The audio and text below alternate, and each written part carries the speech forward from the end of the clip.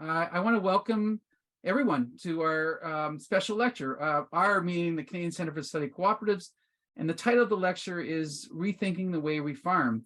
And it features our very esteemed speaker, Dr. Bina Agarwal. Bina is an award-winning author and professor of development economics and environment at the University of Manchester, and we'll introduce her a little more thoroughly in a moment. For those of you who don't know me, my name is Marc-Andre Pigeon, and I am the Director and Strategic Research Fellow for the Canadian Centre for the Study of Co-operatives at the Johnson Shoyama Graduate School of Public Policy in the University of Saskatchewan, and I'm your MC for the evening. So after I do a few introductory remarks, we're going to have Dr. Baljit Singh, our Vice President of Research at the University of Saskatchewan, bring you remarks on behalf of the university. And he's going to be doing this through a pre-recorded video because unfortunately, due to kind of unforeseen events, he wasn't able to join us live tonight. After Baljit's done his little introductory remarks, I'm going to come back online and I'm going to pass things to Bina. When Bina wraps up her presentation around 8 p.m., we're going to have time for those questions that I alluded to earlier. And we imagine and we expect some lively conversation around her research, and particularly her challenge to all of us to rethink how we farm. And again, just to underline something I said a moment ago, please use the question and answer function on Zoom for your questions, not chat. Chat is just for technical issues and use it sparingly. So please take your comments to the question and answer function on Zoom.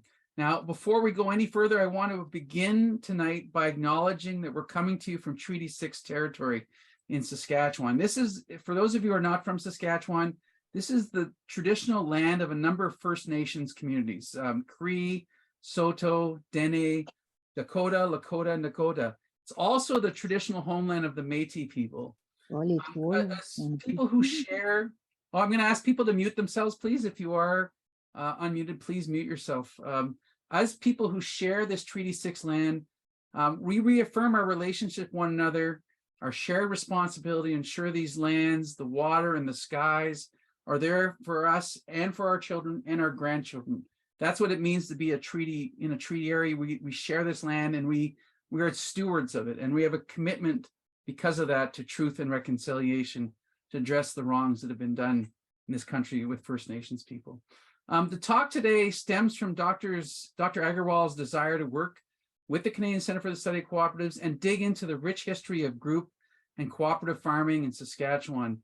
For those of you who may not be familiar with us, the Canadian Centre for the Study of Co-operatives is an interdisciplinary research and teaching center located at the University of Saskatchewan, as I said earlier, affiliated with a policy school that straddles two campuses. The center was established in 1984 and is supported by major cooperatives and credit unions from across Canada and the University of Saskatchewan. And our goal is to provide practitioners, policymakers, basically anyone with information and conceptual tools to understand cooperatives and really see them as potential solutions to complex challenges we're facing here in Saskatchewan, in Canada, and all over the world. And our work with Bina and her talk tonight, I think, are one way of trying to make all that happen. In fact, this talk started coming together last June when the University of Saskatchewan, the center, and in particular, Michael Gertler in sociology here at the University of Saskatchewan, had the honor of hosting Bina, and in case of Michael, doing site visits out to farms all over the Treaty 6 territory. And so that was a really important part of that visit, also making available our library and archives on cooperatives here in the University of Saskatchewan. And tonight you're going to hear about Bina's experience a little bit here, but also more generally across South Asia, Europe, and like I say, recently in Saskatchewan, on the nature of our global farm crisis. And she's going to share some insights on whether and how cooperation among farmers could be economically and socially beneficial in other countries as well as here in Canada.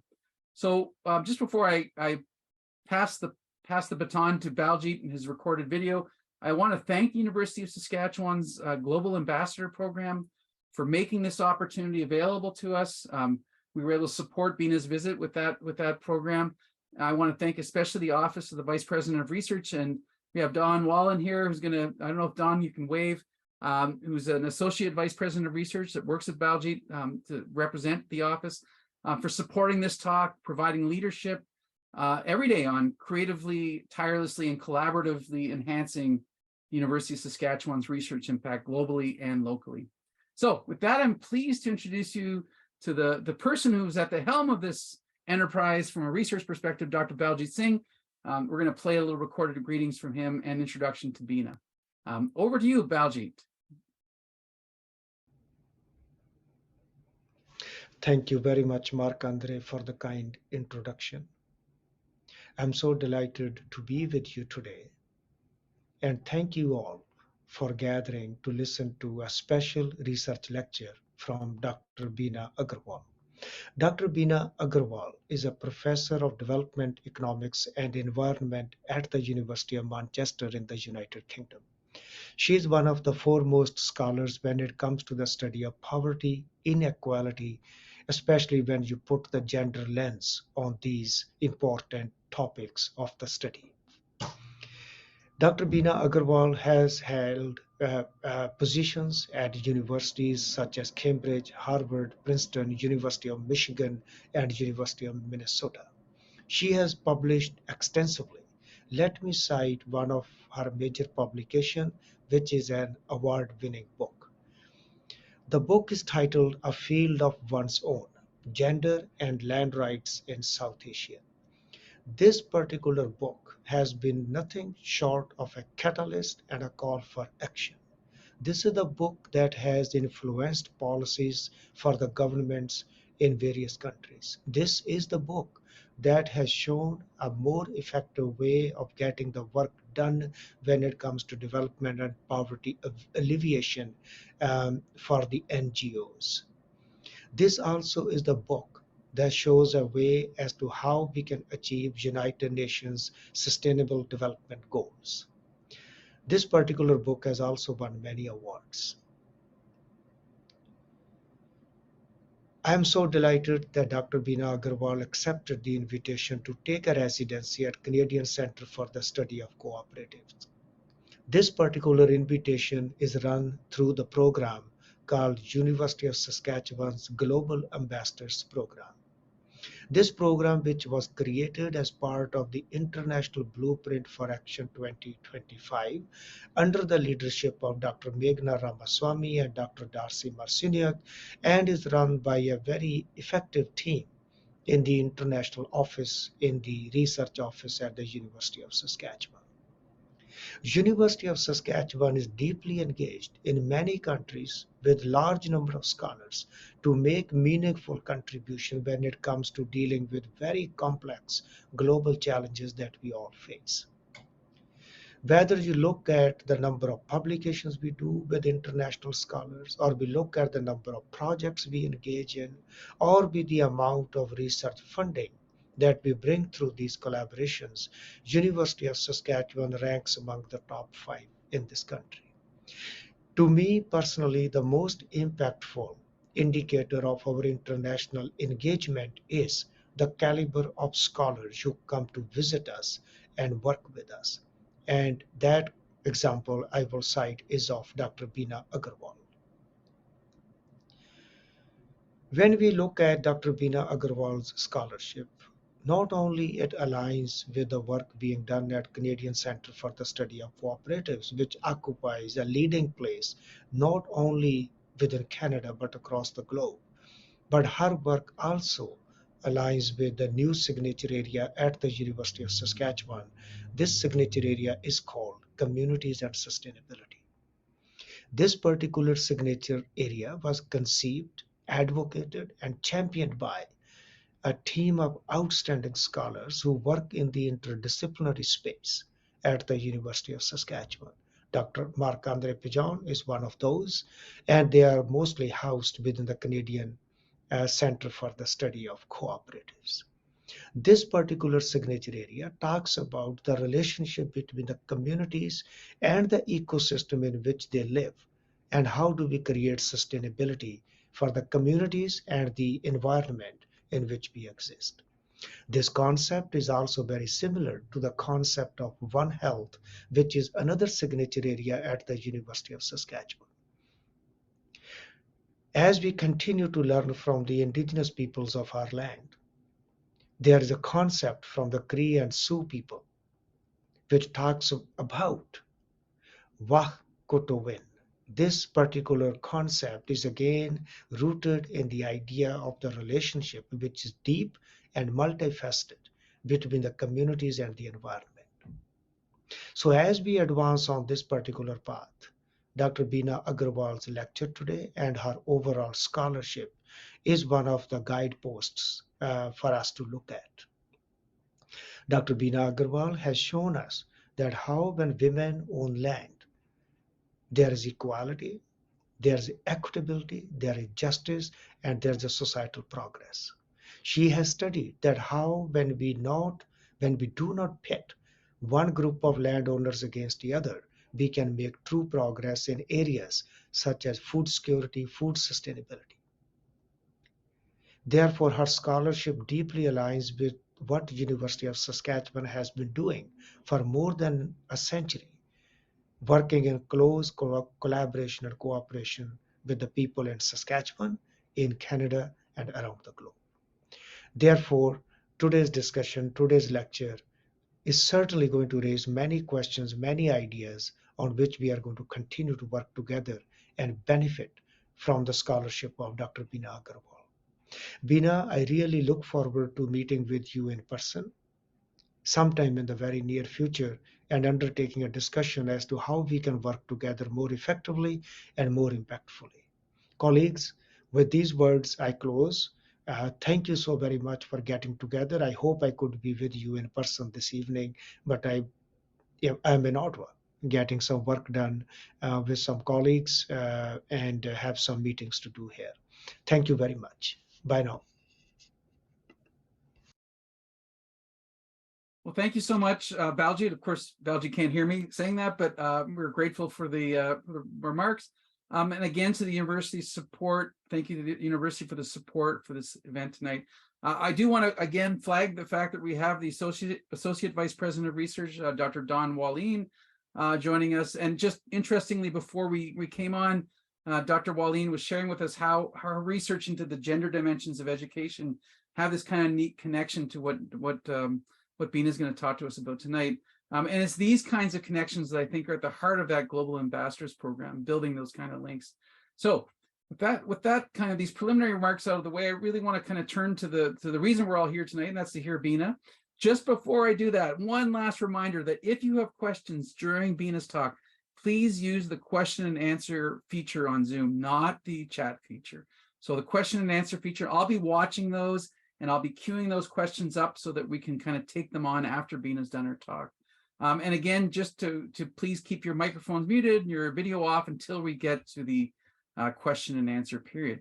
So with that, it's my great pleasure to turn the event over to Bina. And Bina, over to you. Thank you. Thank you very much.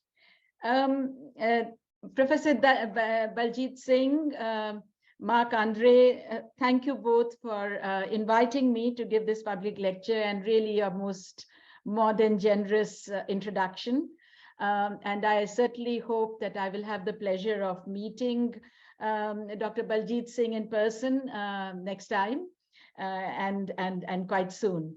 And I was also very happy to meet Dawn Wallin online just before we started. She's the Associate Vice President of Research, and it was wonderful to hear of her direct experience of farming, apart from her substantial research interests. I also warmly thank Marc-Andre for hosting this lecture and for the generous hospitality extended to me when I spent really 3 wonderful weeks last summer at the Center for the Study of Co-operatives. And I owe a special thanks to Natalie Callio and Stan Yu for their excellent organizational support. So let me start by sharing my slides. I want to share with you, first of all, this slide. This is not just a pretty picture, it's actually a very pretty picture of Saskatchewan, which I took in this wonderful set of trips I had with Michael Gertler and Joanne Jaff when I was doing fieldwork. It's always ambiguous to see a picture like this. It could be sunrise and sunset, and it's very appropriate because it's sunrise in Delhi, where I am, and it's sunset in Saskatchewan. So what I will argue today is that we need to rethink the way we farm. We need a vision of an agriculture that is ecologically sustainable, technologically advanced, yet built on local cooperation and synergy. How we reach there from where we are now will require all our collective skills and commitment. So at present, across the globe, I believe agriculture is in a crisis, but in diverse ways. So agricultural growth, historically in many developing countries, particularly India, has come with high environmental costs. Yields of major crops are much below potential. We know that climate change is accelerating. And we know that many farms are small and fragmented. Globally, 84% of farms across 111 countries cultivate 2 hectares or less. And when looking at the EU, I found it interesting that, in fact, the European Union too has a very large number of small farms. So 42.6% of the 9.1 million farms in the European Union also cultivate less than 2 hectares, and some 64% cultivate less than 5 hectares. Now, many of these farms are de facto managed by women, but who rarely own the land that they cultivate. And a growing percentage of farmers and youth actually don't want to do farming. So in a way, we are at a crossroads. Now, some people argue that smallholders are a drag on growth, and they should really quit farming and let large commercial farms and industrial agriculture take over. Others argue that small farmers can be drivers of growth and sustainable farming, but they need technical support, infrastructure, and institutional innovation. So this is the crossroads. Should we continue as we have done, or should we rethink the way we farm? On our choices today will depend our future food security and the livelihoods of millions. Now, what would it mean when we say we should rethink the way we farm? To begin with, it will mean tackling the challenges facing millions of small farmers in Asia, Sub-Saharan Africa, and Latin America, and transforming smallholder farming in ways that are economically and environmentally sustainable. And what I'll do is I will illustrate this by using India as a case study and the lessons we can draw from it. I will then draw on Europe, where also alternative models of farming based on cooperation can be found, and where too many countries, as I have said, are dominated by small farmers. And finally, I will focus briefly on the Canadian context and look forward to also learning from all of you during the Q&A. Now what's happened? Sorry, it's got stuck.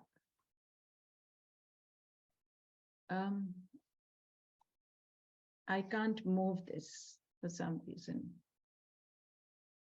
Marc-Andre, my slides are stuck. Yeah, I'm not sure what would be going on. Okay, got it. It's done. Okay. Yeah, it's fine.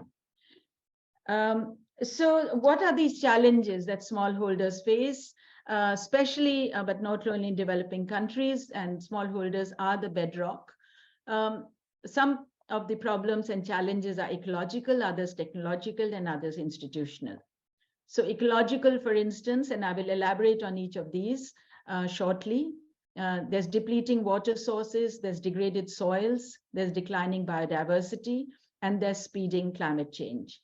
Technological, I believe what we're doing in many parts of the globe are using non-viable irrigation technology and chemically heavy crop technology.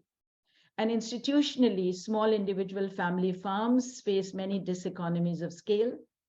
They have limited access to land, to inputs, to extension, to credit, and overall technological information. And they have limited bargaining power with markets. So consider water, which I believe is perhaps the biggest challenge, is water depletion. Now, we know that irrigation is key to higher production and yields. But in the Indian context, even after over 70 years of planning, only 47% of India's cropped area is irrigated. India uses 90% of its groundwater for irrigation, and we have been grossly over-extracting. So in the Punjab, the red part, as you can see, is the alarm bell. In the Punjab, which is our breadbasket, water tables have been declining by some 2.6 feet per year since the year 2000. And by recent World Bank estimates, 65% of India's blocks will be over-extracting by 2030. Where once there were Persian wheels, and Persian wheels, some of you would have seen those pictures of Persian wheels where the water would be very close to the surface. Those could be enough to draw copious amounts of water. But farmers now need deep immersion pumps. And much of this depletion is due to the history of government policy over decades, especially the provision of free electricity and zero penalty for overdrawing. So in the Punjab, for instance, between 1997 and 2002, this led to a 40% decline in canal irrigation and a rise in groundwater use. And there's only one state in India which actually has metered groundwater, which is West Bengal. Now we know groundwater is a commons, but rich farmers treat this as private property. What we need is regulation, not subsidies. Surface water also tends to be mismanaged, and if it's not managed properly, we know that it can cause serious waterlogging and soil salinity. So the second challenge is soil degradation. 37% of India's geo area is degraded, and there are various causes. One important cause, in fact, is water mismanagement, as I'd mentioned. In poorly managed canal sites, soils have waterlogging and soil salinity. Another cause is excessive use of chemicals, which seeps in, especially into groundwater. And yet other causes are like monocultural cropping. So for instance, in the 1970s, which is not that long ago, Punjab intercropped wheat and pulses. And as you know, pulses are nitrogen fixing. This vanished pretty much with monoculture when the Green Revolution was launched. The third challenge, of course, and this is the big challenge globally, is climate change. All farmers are affected by this. And among the sharpest fall in yields, and these are some pictures, as you can see, this is the most dramatic. And it's forecasted to lead to lower yields of all staples due to low rain, erratic rain, heat stress, floods, and so on. And we've seen all of this over the past year, as you know. And these are some figures from the International Research Institute in DC, and I find these figures useful, and we may quibble over some percentages, but they show the overall trend, which is that among the sharpest fall in yields will be the food crops, and especially for South Asia, and in particular for India. Now, the fourth challenge is small farm size. Now, 86% of farmers in India cultivate 2 hectares or less, and often these are fragmented. So most farms are too small to effectively use even machinery. If you can imagine, you have a little sliver of land. Sometimes it's so narrow that you won't be able to turn your tractor around if you had one. And 70 to 80% depend on informal credit. Very few smallholders produce a marketable surplus. In fact, 70% of farmers produce 4 to 5% of marketed surplus in wheat and rice, which is the major food crops, even in the surplus producing states, which is the breadbasket, the Northwest India. And barely 6 to 12% sell in organized markets. So overall, the farm incomes we find are low and erratic. Although there's been, of course, a government promise of doubling farmers' incomes, but in fact, with these challenges, it is very difficult to see, unless they are tackled, how this would happen. So it's not surprising that many farmers are dissatisfied and say they would prefer another job. So a colleague and I analyzed national sample survey data, which had asked 50,000 farmers, do you like farming? 40% said they did not. Now, this included, interestingly, both the poor farmers who had low production, but also the well-off farmers who had unfulfilled aspirations. And then we found that the young more than the old and women more than the end, and then men tended to say that they did not like farming. And this is analysis in this paper. I've occasionally give you some leads on where some of this data and this analysis is coming from, but happy to share it later. All these papers are published. So the main question is, can we farm differently, sustainably, and equitably? And this is, of course, to make sure that this farmer who seems to be in despair to look up and smile. My answer is, yes, we can, if we rethink the way we farm and seek transformative change. This change needs to be technological, ecological, and institutional. And what I'll do is, I will give you some illustrations. So first, I come back to the question of water. The first shift, I believe, especially in the South Asian context, needs to be water for irrigation. We know that irrigation, the difference between irrigated and unirrigated crops in terms of yields, in terms of cropping intensity, and the ability to grow high-value crops is huge.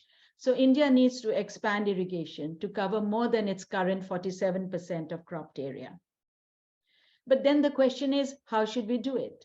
Should we do it by groundwater mining, which, as I've already shown you, is in crisis? Should we do it by building more and more large dams?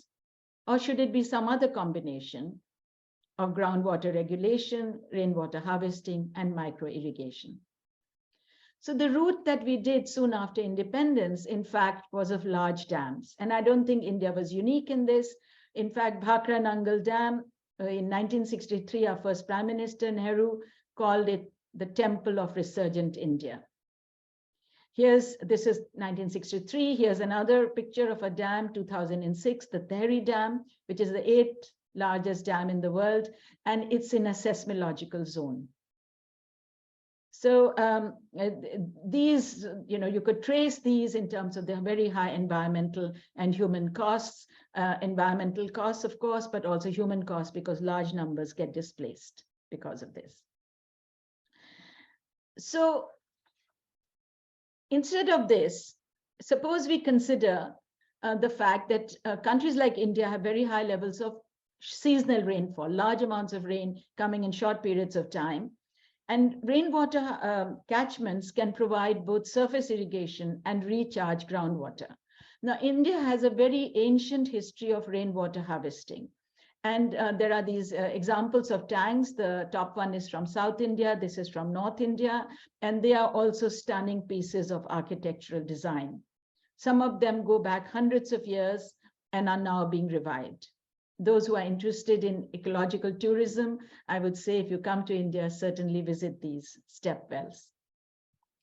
But the new systems are also coming in, which are less dramatically designed, but these are from North India, Johads, which are tanks that are built to catch rainwater. And the picture below is from the same region, is recharged wells. And I do want to flag that all these building these commons infrastructure requires community cooperation. Now, you might ask, well, if you go to macro irrigation, you go to rainwater harvesting, what impact will it have on productivity? And we have actually a very good positive example. So if you take the state of Gujarat, which is in Western India, it's a semi-arid region in Western India. We find that between 1999 and 2009, a 10-year period, agriculture grew at almost 9.6%. And it's attributable particularly to rainwater harvesting and BT cotton. Over some 10 to 15 years, Gujarat built 0.5 million microstructures, check dams, bunds, etc. Now, this is in sharp contrast to another state, which is in central India, which is Madhya Pradesh, which also had 10% growth rate in recent years.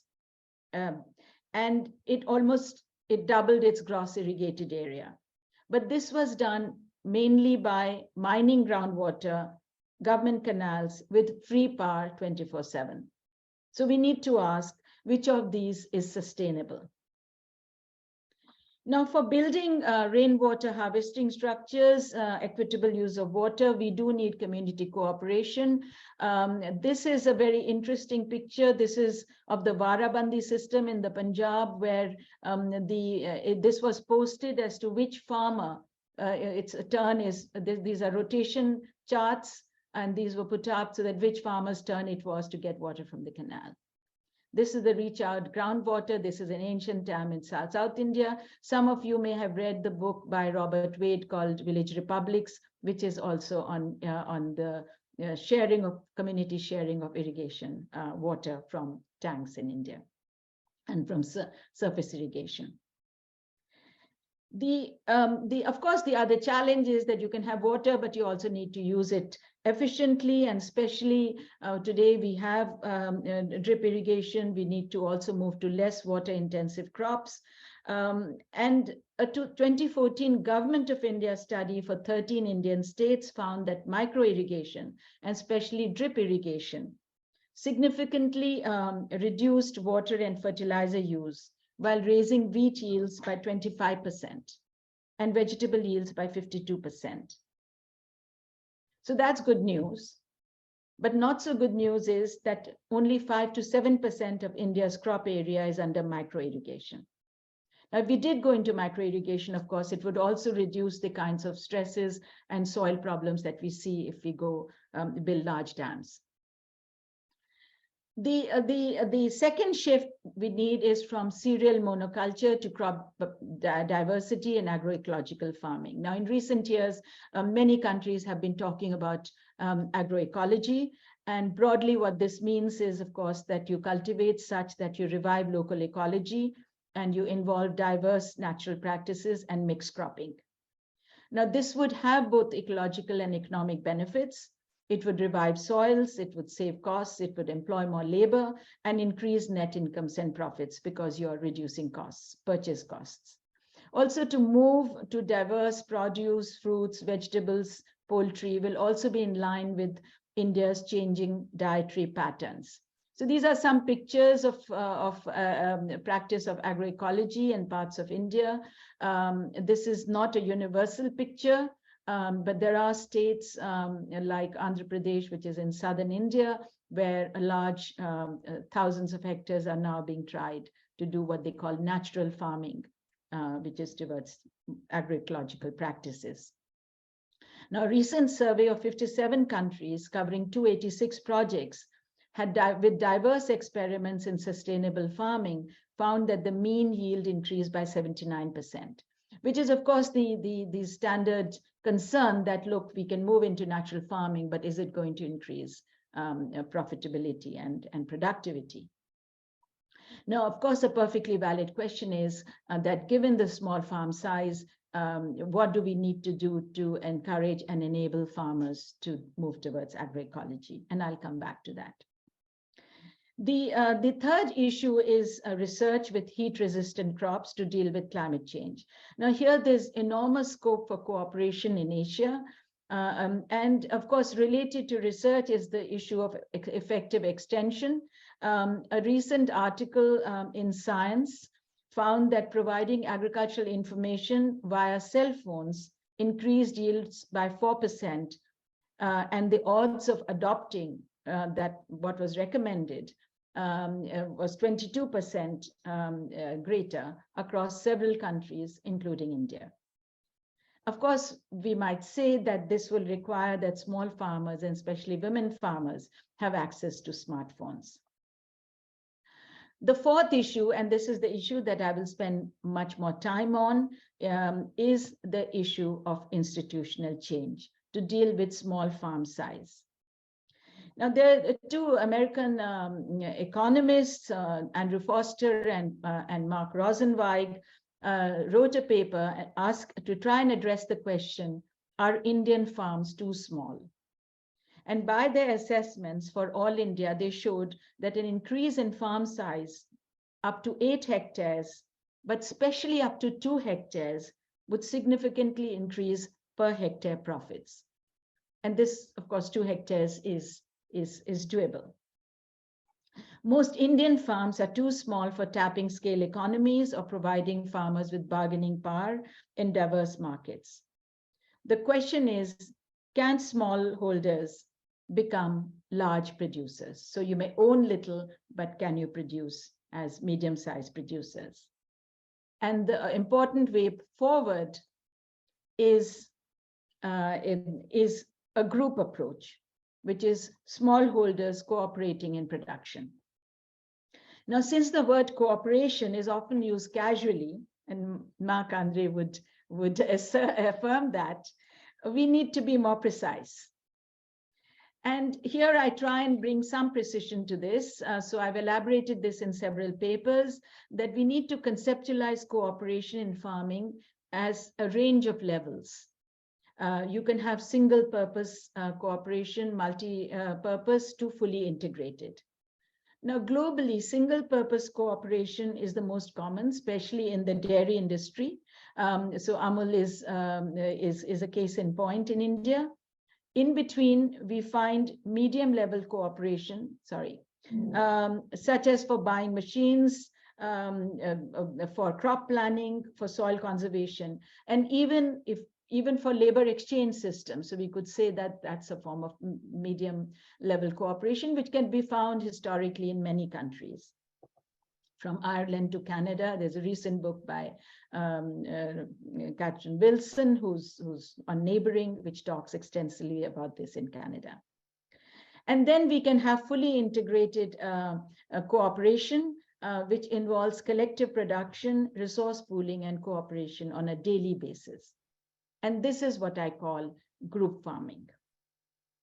Now, these are just pictures. In India, you find all these levels. You find these 2 women taking their milk every day to a cooperative. There are several million members here, Amul Industry, 3.6 million, but more increasing. There's medium level cooperation of ecological zone planning, which is particularly an NGO called Pradhan has been promoting, but also the government has been talking about it for many years. And then there is group farming in Kerala and other states, about which I will talk in more detail.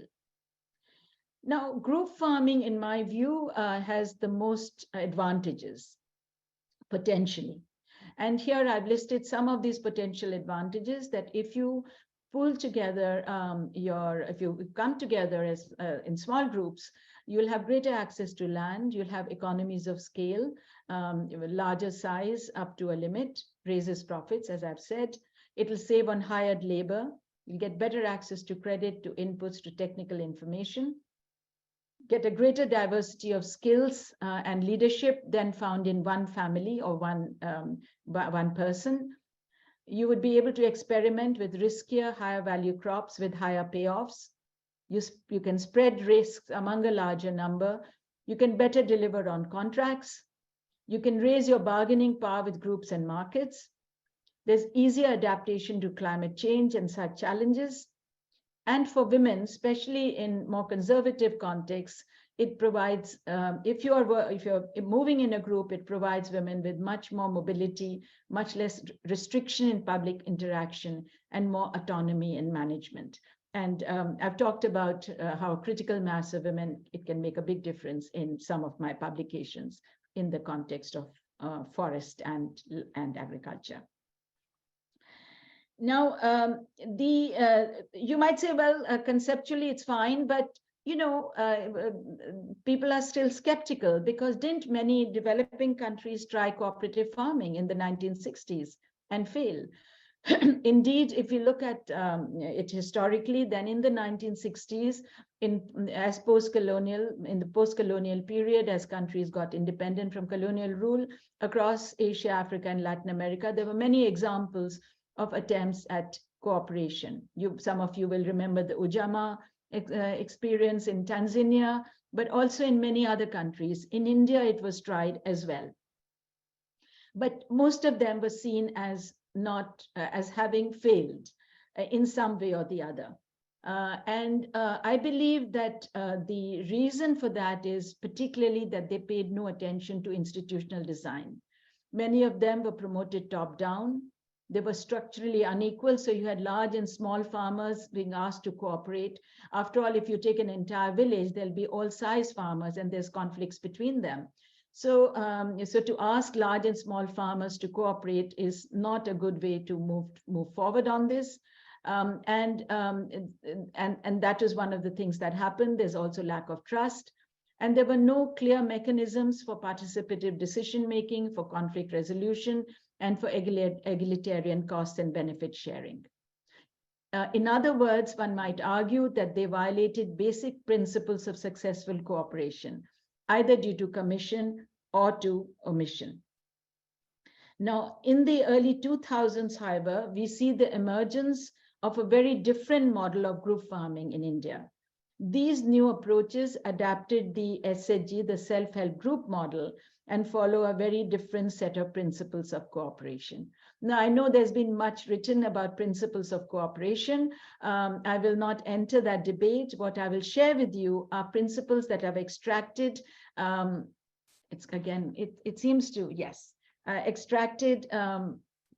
on the basis of my research and my understanding of collective action theory. So these principles are voluntariness, which separates it from all historical top-down attempts, small size, which is small in number, because small groups work better, economic homogeneity, but social heterogeneity. I will come back to this.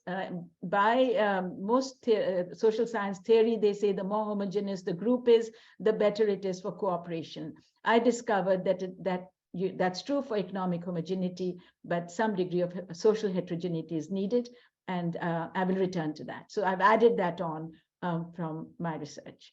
The participatory decision-making checks to contain free riding. We economists are particularly concerned about free riding, so we need to have some measures for that, and fair and transparent distribution of production costs and benefits. We know overall that cooperation works if groups are small, that they are constituted of friends and neighbors, and they're cemented by trust. And institutions built on these principles show success. So I will share with you one of the best examples from India, which is the example of Kerala. Now, in the early 2000s, Kerala, as a part of the government's, Kerala, as you know, is in southern India, is at pretty much at the bottom, on bottom left. Kerala, as part of the government's anti-poverty mission, Kudumshri, promoted all women's group enterprises, especially group farming. Now, what it did was that they promoted village-level neighborhood groups for savings and credit. And members of these groups could then take up joint enterprises. They didn't say you have to do group farming. You could do any kind of joint enterprise. But of course, in rural areas, that is what women knew best. And so group farming emerged. And some of these examples, actually, the first desire by women to do farm in groups came from women themselves. And that was scaled up. Now, under this, some 4 to 10 women come together to jointly cultivate leased-in land, pooling labor and resources, and sharing costs and returns.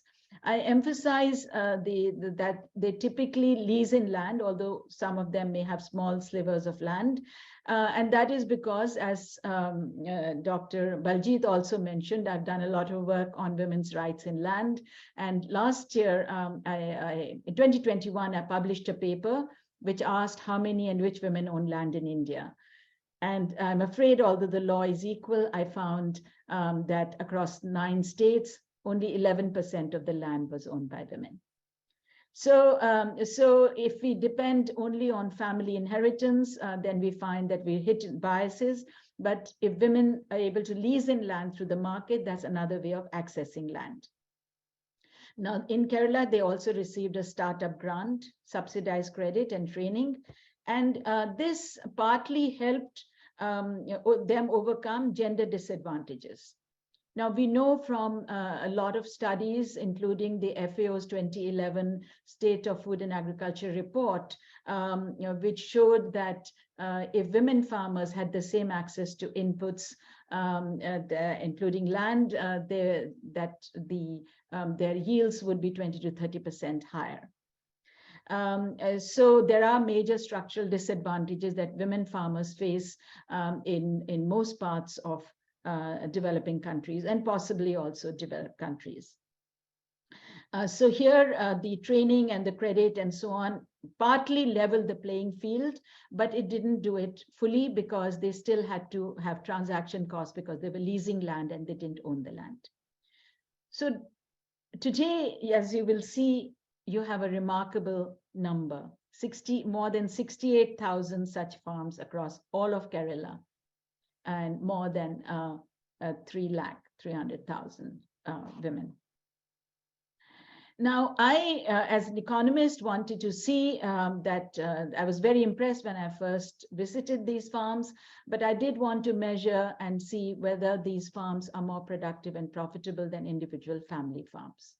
So in 2 states, I did this research with very intensive data collection, but I'll present the Kerala example to you today, and collected a sample of 250 farms across 2 districts. One was a rice growing district, Alappuzha and Thrissur, which had more mixed cropping and more commercial farming.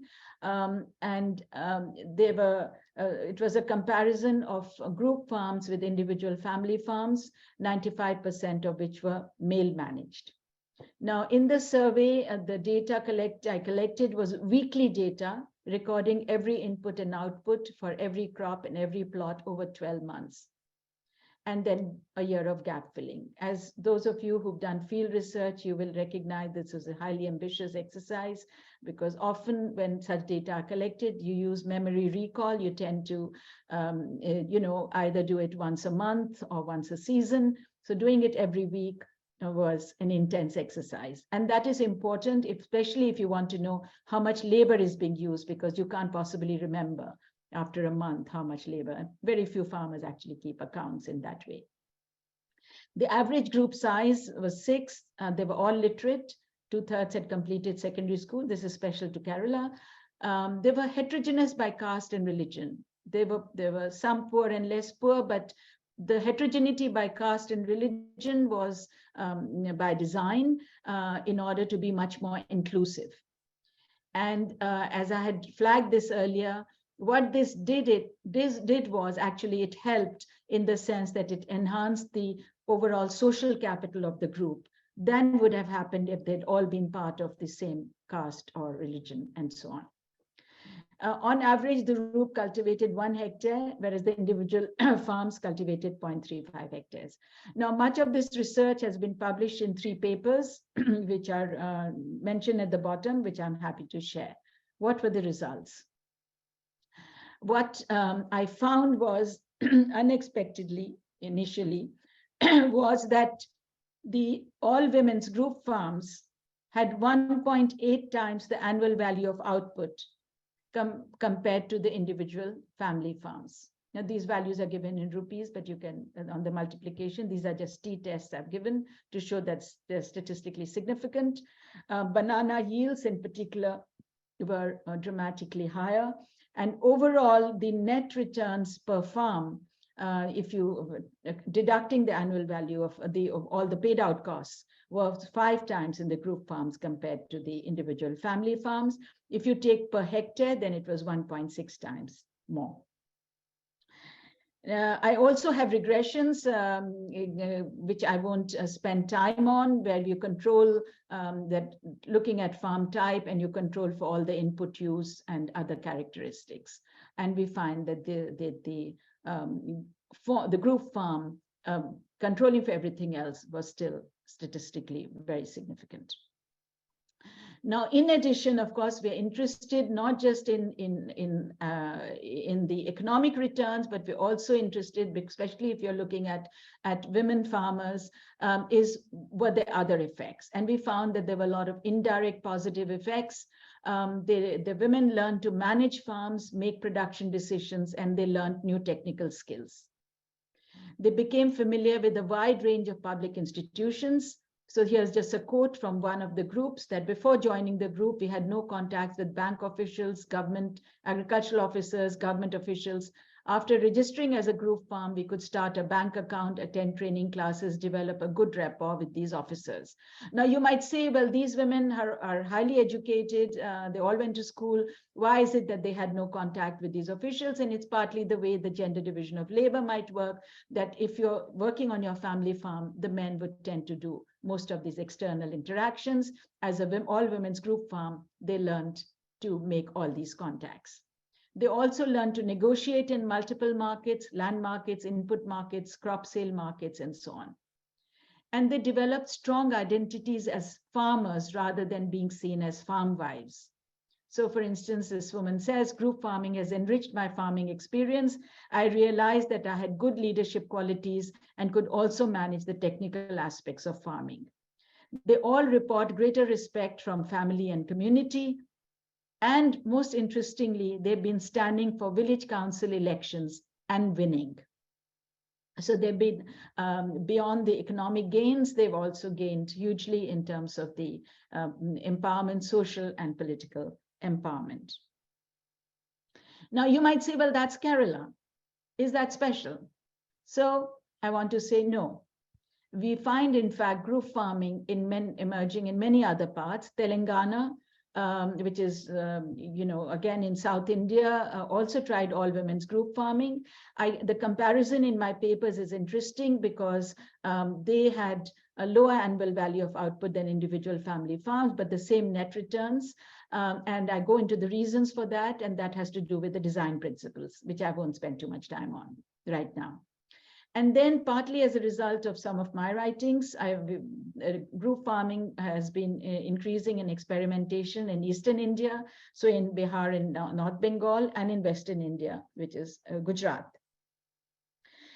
For instance, in 2015, the International Water Management Institute successfully launched group farms in Eastern India, Bihar, and North Bengal.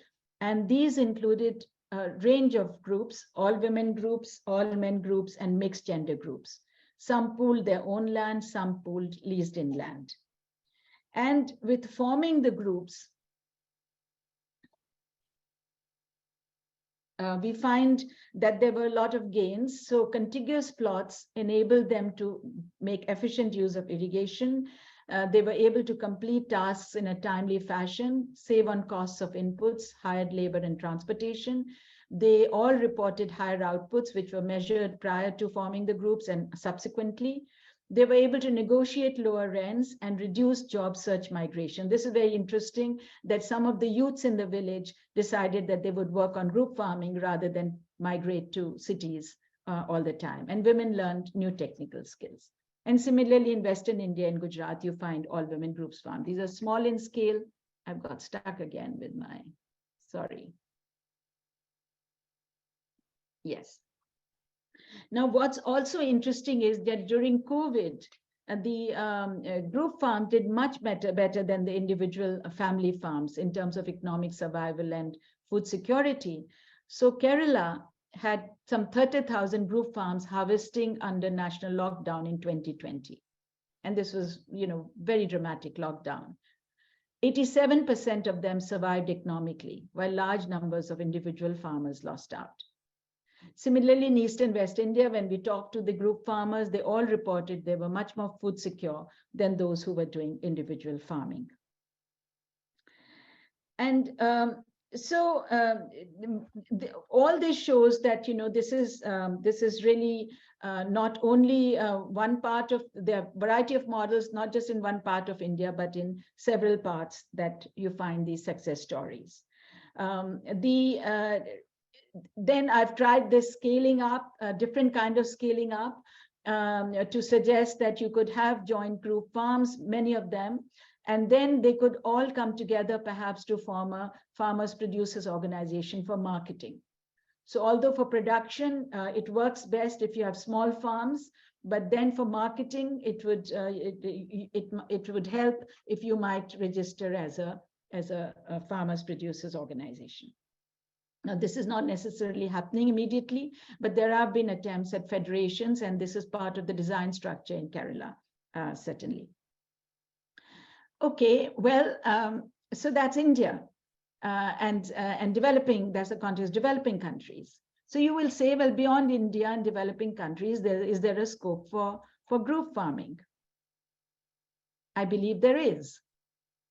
And so I will share with you some work I've been doing in Europe, especially France. Now, France is, France initially had CUMA, which is the machine cooperatives, which go back to the immediate post-Second World War period of the 1940s.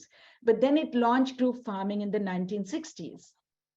And it was propelled by the young Catholic farmers movement who wanted what they called a third way, which was neither the abuses of capitalism nor the excesses of Marxist collectivism.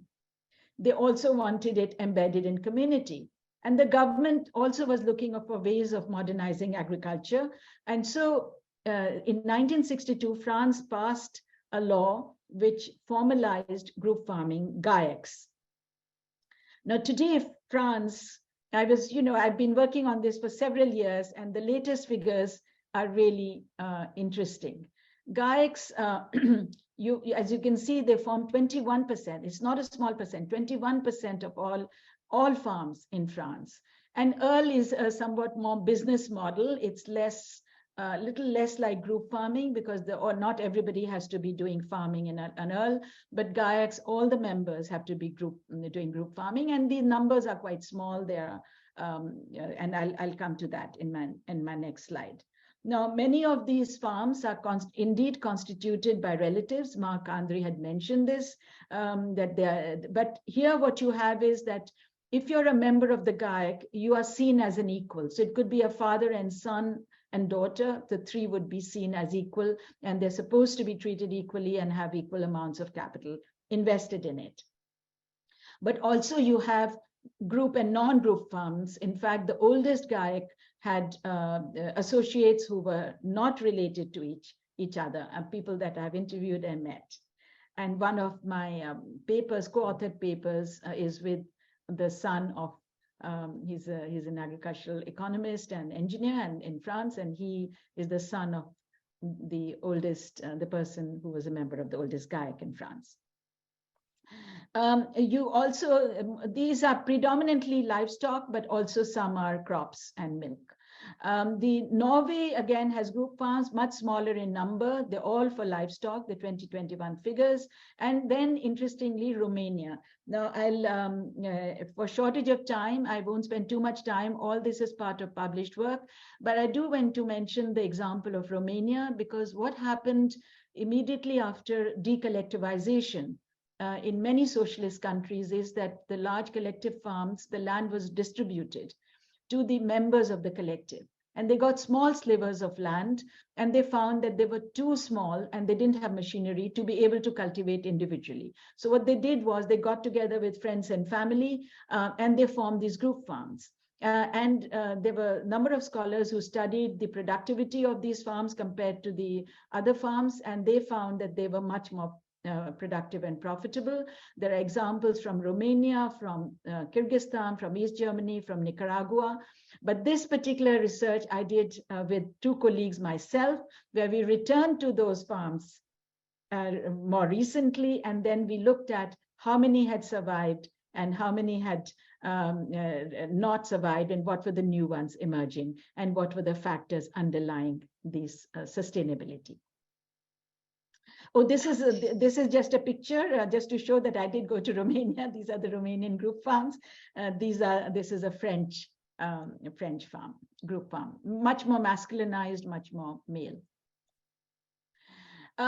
Now, what I want to say is that, initially when I started doing this research, I assumed that these very small farms, the 86%, 84% of farms across 111 countries would be in developing countries. But I discovered, in fact, that that's not necessarily the case. Many of these farms are in Europe. So the European Union figures will certainly surprised me, and it may surprise some of you, that 43% of these farms are under 2 hectares. That's a very substantial number. And 64% under 5 hectares. The average farm size is 17.4. This is 2020 statistics.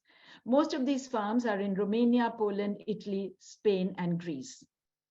And why I'm putting these figures forward is that even the case for expanding farm size, a case for cooperation and doing group farming exists not just for developing countries, but also in large parts of the European Union. And then there is a case beyond very small size in France, which are medium-sized farms. And then the question that I want to raise is that in Saskatchewan, I looked at the average farm size in the 2021 census is 715 hectares. Of course, a large number of them are less than 500 hectares, but only 14% are in partnerships of various types, but we can't tell from the data whether these, what kinds of partnerships these are.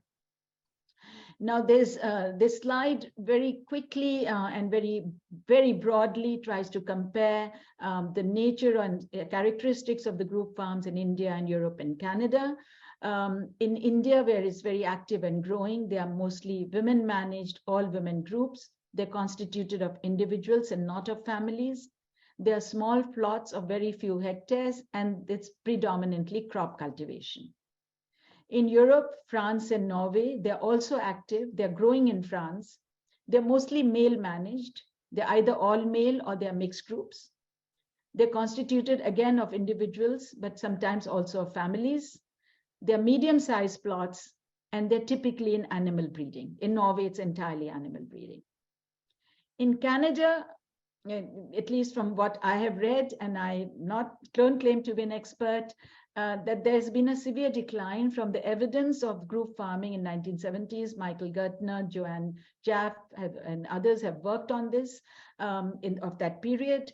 Now what you do find is cooperation for machine sharing in very large farms.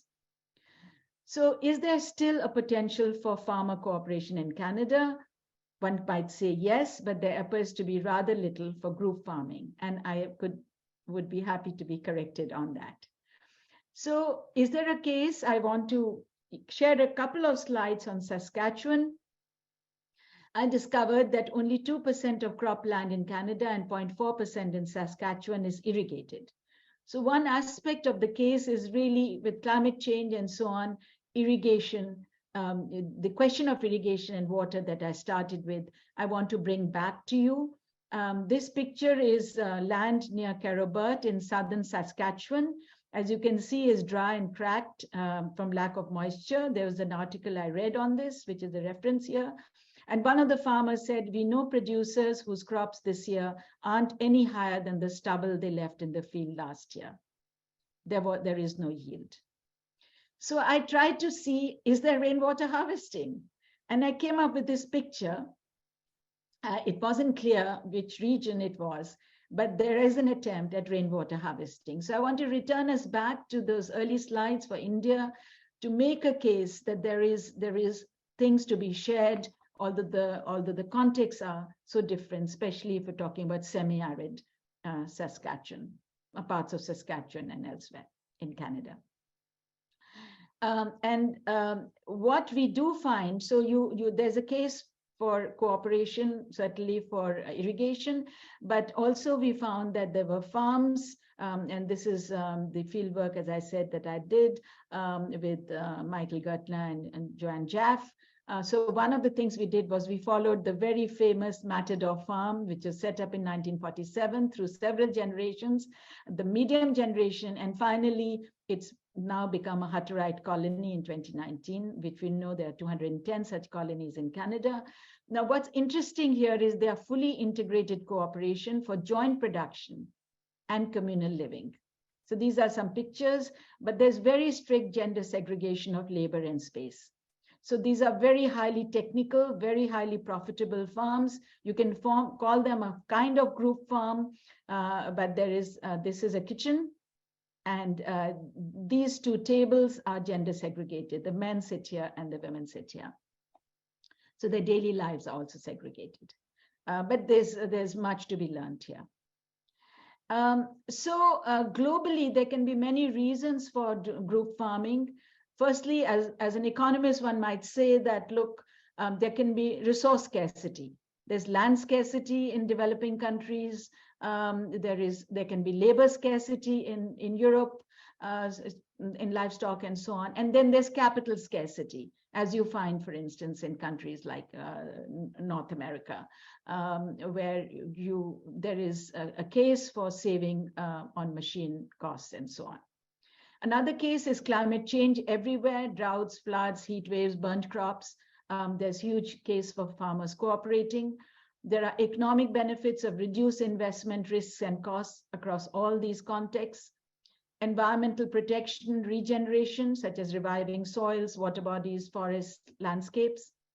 There are also social benefits. Now, many farmers we interviewed in France said that, look, we really don't have leisure time. If you're a livestock farmer, individual livestock farmer, firstly, if it's a male farmer, you find very high levels of them are bachelors, because women don't want to be involved in such labor-intensive work, quite sensibly.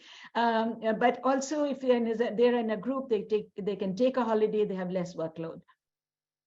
And then, of course, there are farms which we find in many places emerging, where rethinking lifestyles and values after COVID. We do find, I've read some cases in Canada, there are some cases in the UK where people are rethinking. And then we are rethinking the way we think about food, the food chains. More and more people feel that they want to eat from local chains and not these industrialized massive food production chains, and so on. But to bring about a shift from individual to group farms, we will need global sharing of success stories, carefully followed design principles, and state and civil society support. And here, I believe both India and France could provide lessons. And of course, the best case for cooperation is, I don't know what happens, it's freezing, is that you might make for happier farmers. And here's a picture of also a Canadian farmer. And my last slide, I'm coming to my last slide, goes back to Saskatchewan, and here it is. Oh, sorry, before that, let me share that if we take another path to agrarian change, it could be more equitable and inclusive, more ecologically sustainable, institutionally innovative, and attractive to women and youth. Moving in this direction through cooperation, community, and conservation. The question is this path possible to take? And that's a question I want to pose to all of you, and then to my last slide. This is a little beaver that I filmed in my visit to, when I walked to the university. It's about 8:30 in the evening, and this little fellow was hard at work.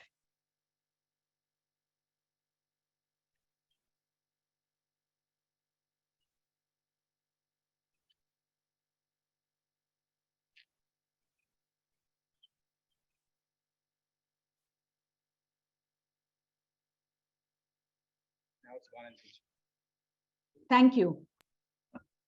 Thank you so much, Bina. That was a wonderful talk and inspirational too. It's always wonderful to hear about examples of success, not just failure. I think we're overwhelmed with those stories these days. What's happening in India and what's happening in France are inspirational. My mind immediately goes to Saskatchewan and what's happening here, and we'll come back to that. I do want to invite people to put their questions into the question and answer feature of Zoom. I am monitoring that. While we're waiting for some questions, I will say a few things just with respect to rethinking the way we farm. Since you've been here, Bina, I've had a couple of conversations that I keep thinking of your visit and your work, and I keep seeing these emergent opportunities. So there are farmers in Saskatchewan that don't want to, they're nearing retirement. They don't want to sell their farm to big industrial farms. They'd like to bring in young farmers who could group farm, but there's this challenge, and it's back to that institutional thing. They have farmland that's worth millions of dollars. They don't know how to do that. How do you get from this intention to kind of pass it on to smaller, new farmers who will farm collectively or in a group farming way?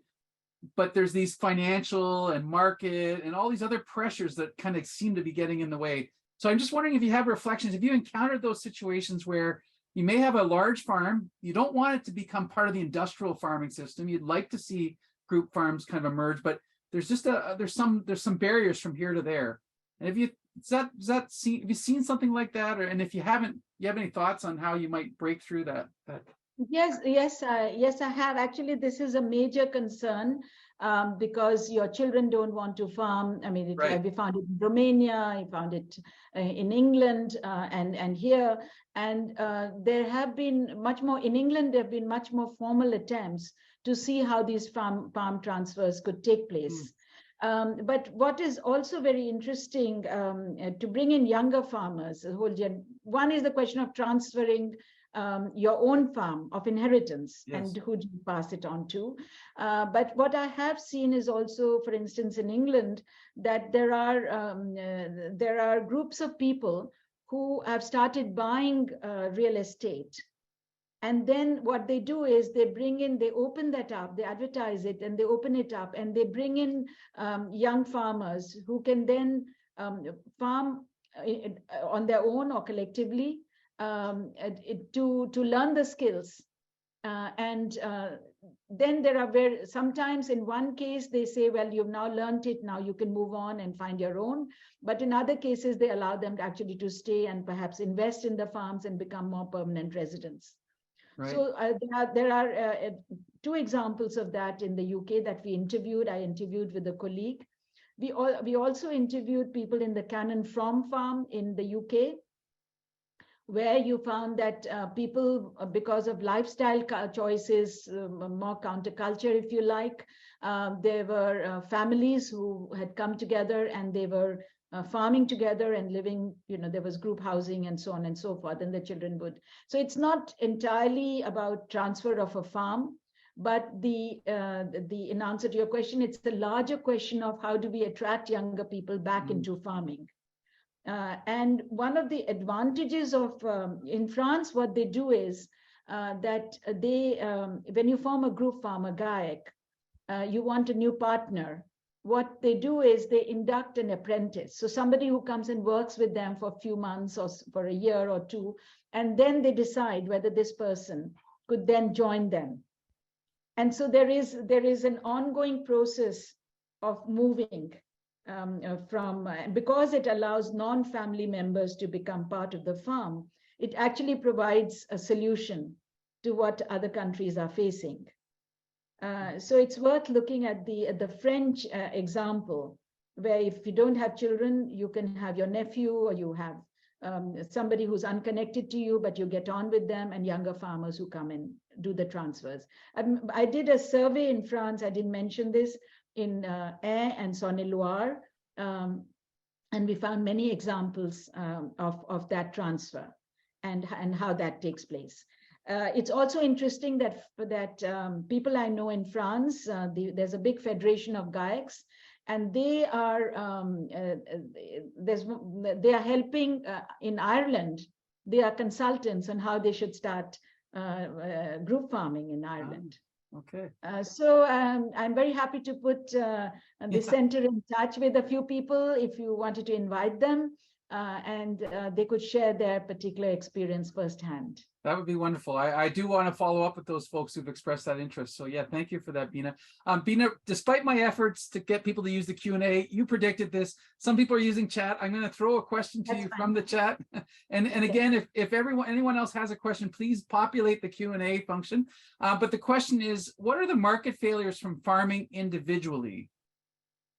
So if you can parse that question, that's what the wording is. Okay, let me take a couple of questions, that one and the next.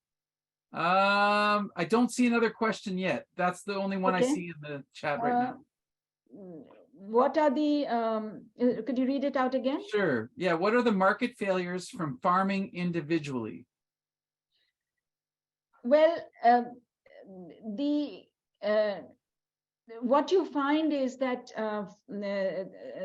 if you look at farmers' incomes, those incomes are actually not sufficient for the family to subsist. Now, we don't have a direct figure. Suppose you take India and you say, well, there are 10,000 farmers, and how many have moved out because of market failure, and how many of other opportunities. We're not able to disaggregate that. But certainly, if you look at the returns from farming, in these very small farms, then those are not sufficient for subsistence. And it's interesting that on average, some 40% of the incomes of farmers come from non-farm activities. So one of the arguments that is being made is to sustain farming, you actually also have to promote interlinked rural non-farm activities. The kinds of market failures that could arise, it's not just market failures, because it's failure in relation to access to inputs. So you could call access to inadequate access to inputs as a market failure. You could also talk about inadequate access to technology and information as a market failure. Some of those could be overcome. So large machines, for instance, individual farmers with surplus capacity lease out their tractors to others. You also have machine stations set up by the government for tractors and so on across India. That's been going on for a long time. Now, some of these are recognizing that markets are not going to work, free markets are not going to work. So you have a kind of market, but it's an imperfect market. Wonderful. Thank you, Bina. So now my Q&A is just suddenly opened up, and there are about a dozen questions. But before I get to those, or some of them anyway, I do have a question that Baljit, Dr. Singh asked me to ask you, and I almost forgot to ask. Thanks for Natalie and Stan reminding me. So the question is, your scholarship is Advanced Land Rights for Women. Can you please share your perspective on the progress on this front in India, and how that advancement in land ownership by women has contributed to alleviation of poverty and inequality in India? So my answer to Dr. Baljit, I did weave it into my talk as well, is that I wrote the book it was published, A Field of One's Own was published in 1994. My publisher says it's still selling, so that's not a bad thing. And we might bring out another edition. There's been subsequent research which shows that there is all the kinds of links I talked about, the empirical studies from across the globe, from Africa, from Latin America, from other parts of South Asia, which show that, for instance, if the mother owns land and assets, it makes a big difference to the to education and health of children.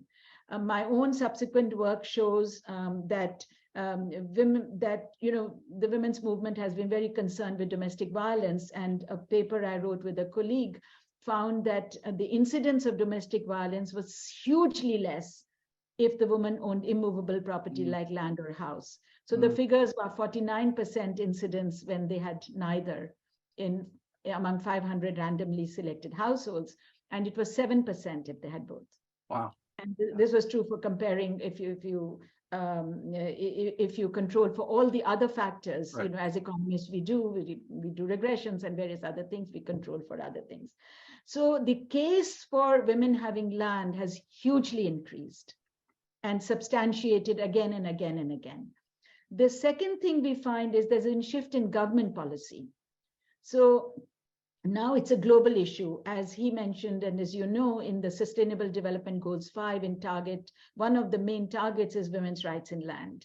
And so it's today, I think governments, the international agencies, the UN, World Bank, you can't begin to talk about land rights without recognizing that women need rights in land. In India, land which is distributed by the government is now always in the form of land joint titles. And you also find that makes a big difference. House titles, hut titles, land titles are jointly given. So there's been a big shift in government policy. The second progress has been that in the book I had mentioned that there are serious inequalities in inheritance rights to agricultural land. And in 2005, I could use the legal knowledge I had gained to lead a civil society campaign to amend the 2005 Hindu Succession Act and it is now gender equal. And this legally has benefited, millions of women and girls. So that's the positive side of it. The less good news is the work, the two papers I've done over the last 2 years. there had been very little data to actually measure what proportion of women own land in India. And so finally, in 2021, I published a paper based on very detailed data which I discovered, which ICRISAT had in India, which looked at over several years, up to 2014, 2009 to 2014, across 9 states. And the news wasn't good. I found that only 11% of the land in rural landowning households across these states, on average, did women own land. In only 16% of the households, rural landowning households, did women inherit. And those who were inheriting were not daughters, but widows. What does this mean? It means that the Hindu Succession Act, which gave daughters rights, it was not through the implementation of that. It was rather the natural succession that the elderly widow was more, or older widow was more likely to farm the land, and the younger people wanted to move out. So what I'm saying is that, yes, there has been empowerment in terms of raising awareness and consciousness. There's been very positive moves on the legal front. But what do you do with the fact that families still don't want to give daughters land? So my answer to that is, well, don't depend on families. Empower them through markets. And I've also argued that governments in the Andhra government in the 80s have started a scheme where they gave a grant come loan to Dalit women who formed groups to purchase land. And there were many examples where they purchased land and they cultivated together. So can we empower women through the market process until such time that families are less driven by social norms and become more egalitarian in their inheritance systems? A wonderful answer, Bina. We have a long list of questions that, like I said, just emerged to me in the last couple of minutes. So I'm trying to process them. One and we are getting close to time, so I'm going to have to be really tight here. But one of the questions that was in my mind, so I'm going to kind of reframe it a little bit, but is to remark that some of your research was in Kerala, which is a state we know has a history of a kind of more socialist kind of leaning. France as well historically has strong kind of left of center parties.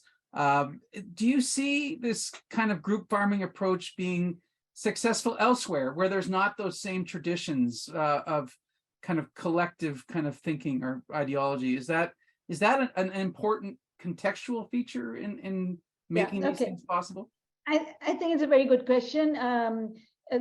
First of all, the people I interviewed of why they set up group farming in Kerala and so on absolutely denied that socialism had anything to do with it. Well, I did think that it had something to do with it, but I think socialist governments, as you know, India has had those also in West Bengal, have not been known for promoting women's land rights. Right. In fact, the big land reform that West Bengal did, West Bengal is in eastern India, hardly any women got land. So let me assure you that on this front, this very women-centric approach is not because they were socialist. The second part of this answer is that, yes, if you take Bihar and West Bengal, Bihar is very feudal still. So there you have all male, mixed gender and all women groups. And one of the things that's happened with farming groups is that they've been able to challenge feudalism by saying, we're not going to do unpaid labor for you to the landlord. And they've been able to negotiate lower rents. In Western India, also, there is, it's in Gujarat, for instance, is certainly has none of the traditions of Kerala. And you find that group farming there are successful examples of group farming. So I believe that it has to do with the design principles more than the fact that these are socialist regimes. Right. There's a very different model. And I think that people need convincing of that. These are not the old top-down collectivization approaches. These are built, self-help groups emerged from the whole Grameen experiment of microcredit and the institutional design of that.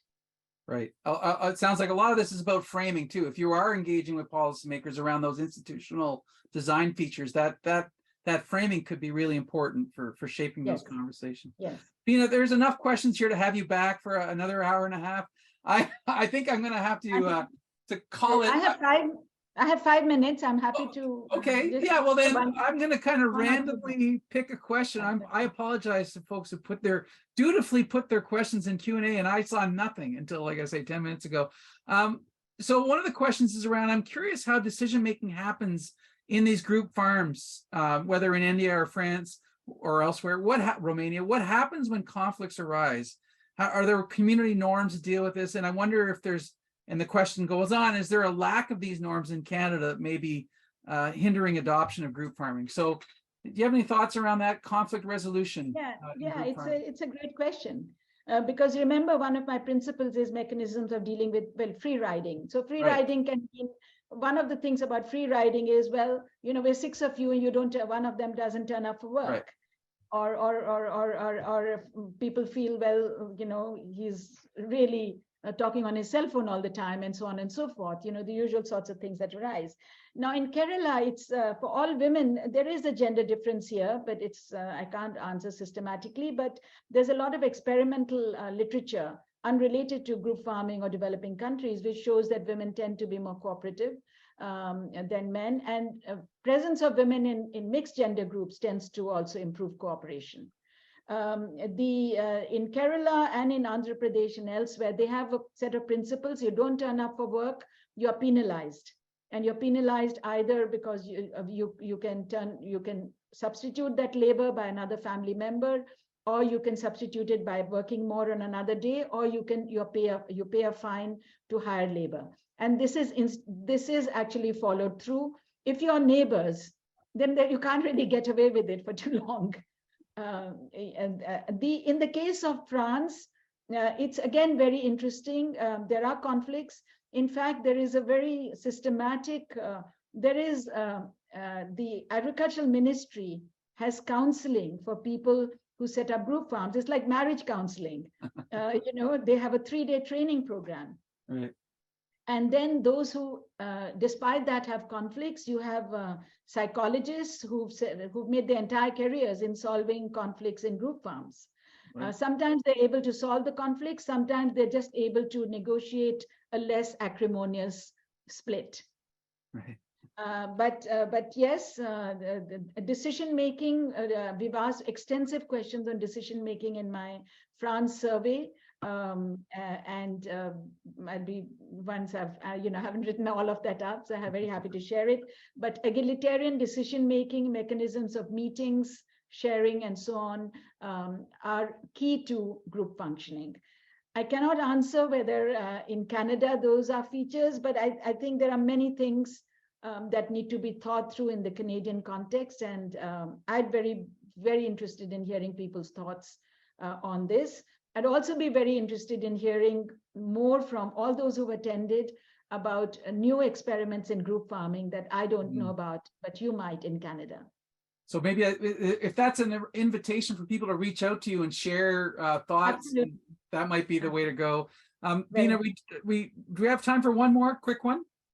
Yes, for me. Okay, so just before I launch into the question, I just want to note 2 things. One, you mentioned the Catholic farming kind of movement, our third way approach in France. And I'll just note one of our featured speakers in the Falls was talking about reviving that framework in Saskatchewan. There is a history of that here. It just kind of died. But there is some, I thought that was a really interesting connection for me. And then when you talk about monitoring and collect kind of cooperative kind of behavior, there is some good, I think, experimental work. Like Gintis and Bowles have a book called Cooperative Species, where they kind of suggest there's a universality to some of this, right? And of course, design features matter greatly, but there is an innate desire to cooperate amongst humans. So I don't think, I wouldn't want to rule it out for Canada, I guess is what I'm trying to say. And then the question I want to jump to is, this is from British Columbia. And I think you had some early interactions with people there. I did, So this question says, we have many barriers to group farming or cooperative land sharing with restrictions around housing. So in our area, the ALR, and I'm not sure what that stands for, but will not allow seasonal or additional housing on privately owned property. And this is not conducive to training, apprenticeship, or intergenerational opportunities like the kind you mentioned. How do we encourage youth to join in cooperative farming, intentional communities, when we can't house them? And so it's access to land, access to housing equals failure of small family farms or group farming. So that's a really interesting challenge. I don't know if you've run into that one, Bina, but have any thoughts on that? Well, if you form farms around neighborhood groups, then they're already living there. You don't have to solve that problem. The problem arises if you have people coming from outside, from elsewhere. Right. Now, France does it because you already have a set of farms and so on, and they would have enough land for you to be able to set something up. It depends on where you're coming from. So it depends on. I don't see that as a huge problem in some countries, but where there's land scarcity, in developing countries, I would suggest that you go the other route, which is that you have neighborhoods and you do group farming among neighbors. And that also builds trust. It's much easier to do group farming. The landscape in countries like Canada is very different because you have as a farm, you have a homestead, and then you have land around it, and then your next neighbor may be miles away. Right. But I think I would imagine that there would be enough land to be able to set up. I mean, those are big kind of structural differences between the countries you studied and Canada, where you have distance to market, sparsely populated land, huge farms, very structurally just different on that level, but doesn't preclude, I think, opportunities like you've suggested. It doesn't preclude it. And also this example I gave you, for instance, in England, where there are people who are committed to creating and supporting alternative lifestyles. They buy up the land and they make sure that there is housing for these young farmers, and not just a plot of land to cultivate. So it's planned in that way. Yes, exactly. Bina, I think I do want to wrap it up. Be respectful of people's time this evening. Also, your time. It's early for you. I'm sure you have a big day ahead of you. Thank you so much for all your wonderful presentation, your engagement with these questions. Like I said, there's so much more we could talk about, given all the Q&As that popped up last minute for me.